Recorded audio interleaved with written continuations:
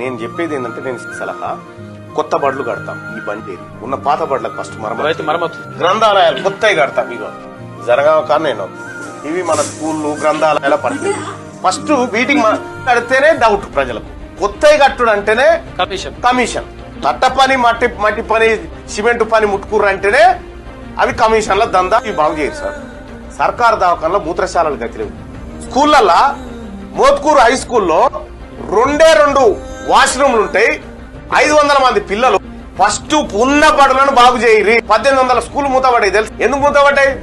మనం సౌకర్యాలు కల్పించక. పోరలు చదువుకునే బడికాడ మాత్రం పెచ్చులుసి పడతా ఉంటది. మార్చుకోండి విధానాలు. ప్రజలు మారుతా ఉన్నారు. ప్రజల ఆలోచన మారుతా ఉన్నప్పుడు మనం కూడా మారాలి. పెచ్చులు ఊసి పడతా ఉన్నాయి. ఇండ్లు, గ్రంథాలయాలు, ప్రభుత్వ పాఠశాలలు పరిస్థితి